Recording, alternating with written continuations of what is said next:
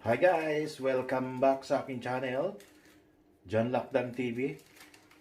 Guys, today, may ipapakita lang po kami sa inyo, isi-share namin sa inyo kung paano nyo iti-test yung inyong sarili sa loob ng inyong bahay. So guys, isi-share ko lang to sa inyo at doon sa mga lahat na gustong makaalam ng ganitong pagtitest, sundan nyo lang po ito. So, ayan po, ipapakita namin. Hi guys! Welcome back sa channel po ng aking Mr. John Lakdang TV po. Ngayon, magpapakita po kami ng kakaiba. This is just new in the house. And dahil po, we're just trying to help the government for like a mandatory test sa lahat po ng mga healthcare workers dito po sa UK. So, papakita lang po namin yung how to do test yourself for COVID at to get the result in less than a minute po. So, ito po yung mga kit namin na ginagamit. So, you got the whole box. Ang sa loob ng box na yan, meron kang maliit na parang test tube. So, yan siya. Yung nozzle niya, parang cover. Tapos, ayan yung test tube niya. Meron din siyang nose swab. We called it like disposable sampling swab. Na ito po yung ini-swab sa ating ilong.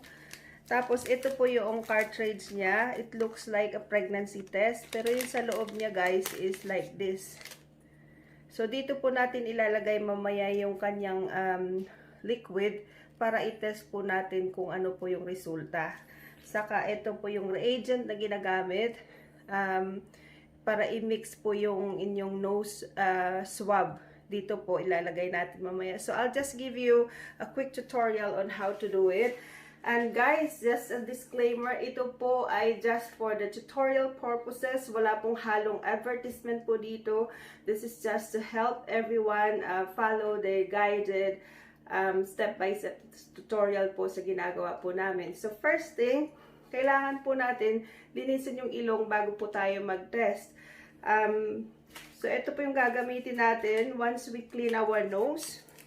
Ito po, i-get ready lang po natin yung ating nose swab. Tapos, ito po yung ating reagent. Ayan. So, ang gagawin po natin, ilalagay po natin itong parang cover niya para mag-drop po siya. So, kailangan po nating mag-drop ng 6 drops.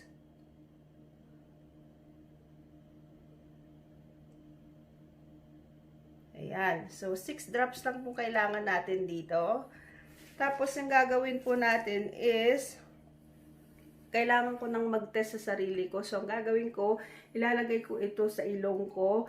And then, you need to roll this swab for 10 rounds. So, parang ganito lang siya, guys. So, once you met resistance po, you just stop. Tapos, pagka-count lang po kayo ng 10.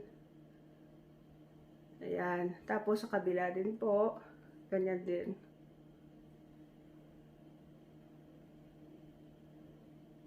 Ayan. So, pag natapos na, dito po natin ilalagay.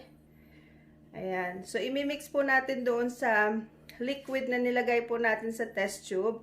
At so, ang gagawin na natin is, we're just going to squeeze yung pong swab sa loob. Ayan. So, once na-squeeze na yung sa loob, yung maiiwan dyan is yung swab na ginawa po natin sa ilong, saka yung liquid ng test. Ayan, guys. So, ang gagawin natin ngayon, kukunin natin itong parang nozzle nung ginawa natin parang dropper. I-cover po natin dyan. Ayan. So, basically, guys, ang ginagawa po natin, infection control din po. Bago po tayo mag-test sa sarili, we'll make sure na naghuhugas po tayo ng kamay and we'll make sure that we'll do proper hygiene po before and after the test. So, ito na siya, guys. Ayan. So, sealed na siya. So, ang gagawin lang natin is, like we do pregnancy test, idadrop lang po natin lahat ng liquid dito sa loob. Ayan. And then, you just need to wait Ayan. Mag-wait tayo kasi magta-transfer po yung liquid dito po sa kabilang side. At iyon ang magpa-process ng result po ng ating test ngayon. So, this is mandatory sa lahat ng mga nagtatrabaho po sa hospital. So, sa akin is every Monday and Friday. So, whatever the result, we need to inform our employers of what's going on in our home kit monitoring po. Ayan, so antayin lang po natin. So, in less than a minute, magkakaroon po siya ng resulta. Ayan. So, pag nakikita nyo guys, nagkakaroon na siya ng parang line. Ayan. Parang may line na siya. So, ang ibig sabihin ng line na isa is negative po. So, pag nagkaroon po kayo ng 2 lines, dito po sa C at letter T, ibig sabihin, yung resulta nyo po is positive.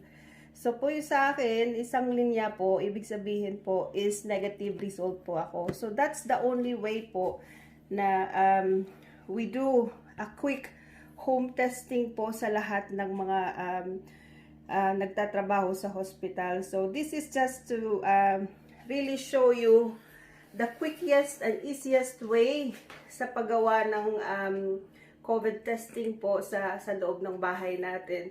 So, if you want more tutorial or you want any advice, you can message down below po sa channel po namin dyan, Lakdang TV, and we will be guided you of what things you need to do po. So, ayan po. Sana po ay nakapagbigay po kami ng kaalaman sa inyo ulit. And anything guys, anything, advice, or anything that you wanted us to do, mag-message lang po kayo and we will be in touch with you. Salamat po sa lahat.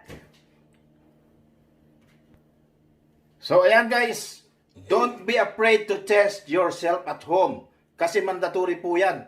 At kailangan po natin yan. So, don't be afraid, guys. So, just all for today, guys. Sana may natutunan kayo sa aming tutorial na quick video for today. From John Lakdang TV po, nagsasabing mabuhay Philippines and UK. Bye!